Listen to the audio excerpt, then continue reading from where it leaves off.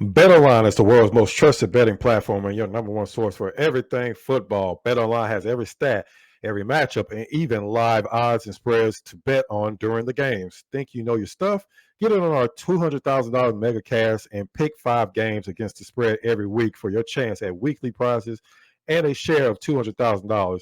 When the game's over, head on over to our online casino and get on a game of blackjack or poker or unwind with one of our 150 slot games. Head to the website today to get in on the action. Bet online. The game starts here.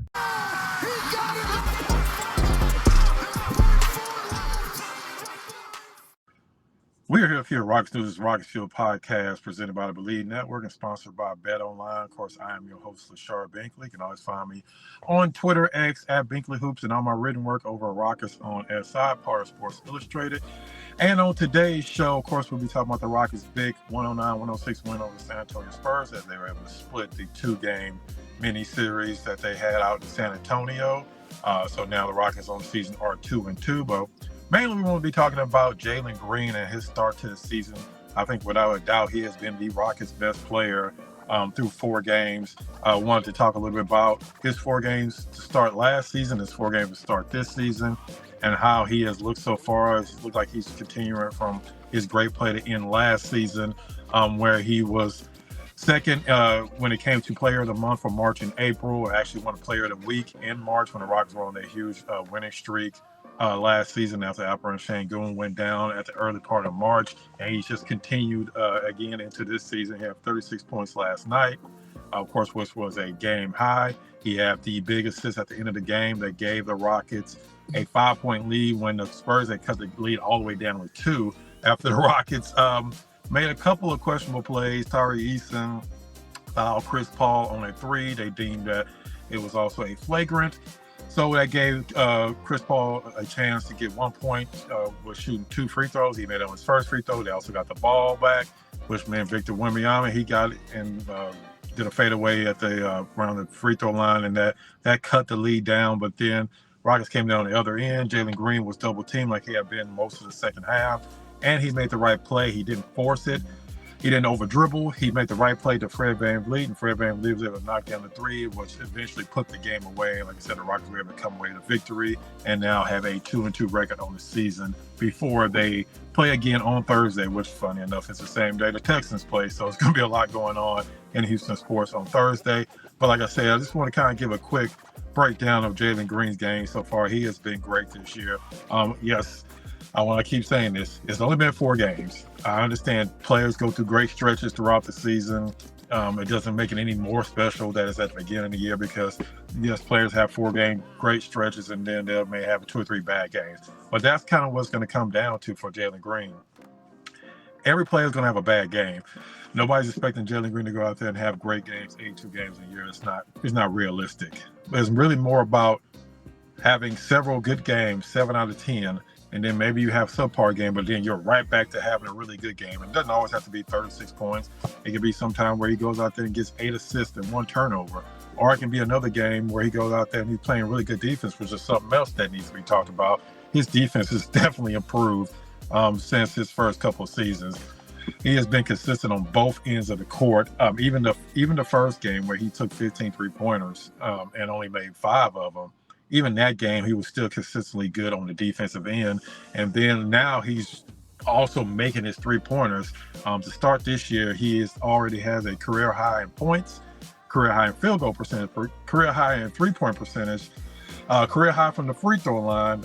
So he's already exceeding how he started last year. He has 115 points through 4 games this season. Last year, he only had 76 points. The Rockets started the season 1-3. Remember that stinker they had against Orlando to start the year. They also, again, had a loss to San Antonio at the beginning of last year as well, which I think was Victor Wembanyama's home opener. So he has definitely shown that he can be consistently the Rockets' best player. Sengun has been struggling a little bit.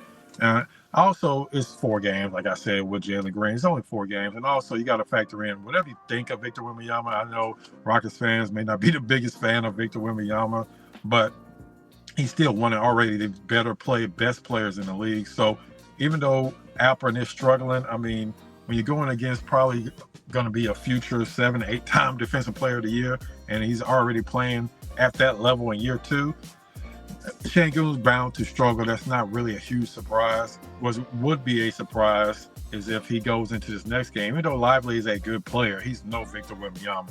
Şengün should be able to have a much better game against Dallas. He should be able to have a much better game against Golden State on Saturday. So no really time to panic for Şengün, even though he is having a slow start to the season, especially after that monster first game he had at the start of the year. But again, going back to Jalen Green has already surpassed what he did his first 4 games last season. That's always kind of been a knock on him, is yes, he starts slow every single year, and yeah, at the end of the year he may finally pick it up, but he's always starting off slow. This year that has not been the case. He's top 10 in scoring in the league through 4 games. Like I said, he's setting career marks across the entire stat line. He's averaging over 28 points a game, shooting over 41% from 3-point range. And it's not just a 3-point range, because everybody's going to struggle from 3-point range at some point. But it's the fact that he's getting to the basket consistently, and he's not hesitating. He's not over dribbling. He's not, Ime even said it himself, he's not predetermining what he's going to do before he does it. So he's able to adapt to the way the offenses or defenses are guarding him. So it's the fact that he's able to get to the basket. He did it several times against Victor Wembanyama. He took it straight aggressive to the basket, wasn't afraid of contact. And guess what that does? On one of his last shots of the game, he was able to drive hard like he was about to go to the basket and take a step back, and Shohan was so sure he was going to go to the basket like he did all game. He was halfway into the paint, and Jalen Green was already taking a step back at 3-point range, and that was opened up because of his ability to drive to the basket. And that's something that you can always depend on if you're a player. It's going to the basket, and that's something that made James Harden so great, is because it wasn't just the fact that he was making step-back threes.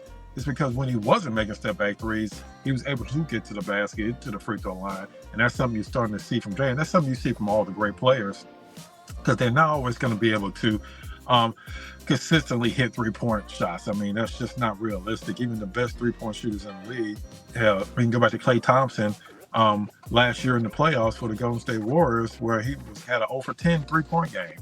So some of the best shooters are going to struggle from 3-point range, but for you to take that next level from being a okay player, sometimes good player, sometimes great, to consistently being a great player, that's when you're able to get to the basket on a game in, game out basis, because there's nobody can stay in front of Jalen Green.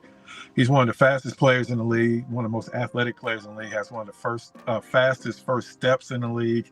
And if he consistently goes to the basket and consistently can get to the free throw line, and like right now he's shooting over 80% from the free throw line, if he can do that for the entire year, the sky's the limit for Jalen Green. It's always been about consistency on the court for Jalen, and if he's going to continue what he did from last March and April into this season, then the Rockets will finally have that superstar player to replace James Harden that they've been looking for since Harden left a few years ago. So Jalen has definitely been the Rockets' best player. They play again on Thursday against the Dallas Mavericks. That'll probably be the best team they've played so far this season. We'll be able to see if Şengün is able to kind of pick it up and kind of show exactly what he was doing last year, kind of, manifest that again this season. But again, it's been all about Jalen Green. It's been about his growth, been about his maturity. It has been about the fact that he is starting to become a leader on the team. And it's sort of like Fred is kind of taking a back seat a lot of times. Fred's not even handling the offense a lot of time. Like you saw in that last play that Fred VanVleet got the 3, Jalen Green was the one handling the ball, because he was the one that was getting all the attention, and Fred VanVleet was kind of playing off ball, which again, a lot of times it's the best thing, because Fred VanVleet was a 38% 3-point shooter last year. So now you're seeing Jalen taking more and more control of the offense. A lot of times he comes back in after he goes to the bench first. Fred is on the court, and Fred goes to the bench. Jalen comes back in, because even when Reed Shepherd is in the game, even though he only played a few minutes last night, Jalen is the one usually running the team. So if Jalen can continue down this path, you're going to start to see, okay, the deal the Rockets got from him, as far as him taking less money than the max, is going to be an absolute bargain if he continues to go down the route that he's going down right now.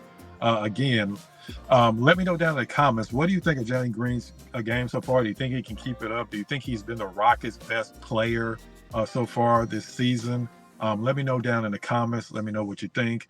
Again, the Rockets play again on Thursday. at Dallas. Then they're back home Saturday. I'll be out at that game against the Golden State Warriors. So as usual, you'll have all the pre and post game, and you'll have everything in between, all the shoot arounds. Any footage I can get, I'll definitely will have it up on the YouTube page. So definitely make sure that you're liking this video or any other videos, because that definitely helps me, helps the channel. I want to continue to grow the channel. I want to continue to be kind of the go-to source for all things Rockets, not just podcasts, but pre-post game podcast, long form video, whatever it's going to be, interviews.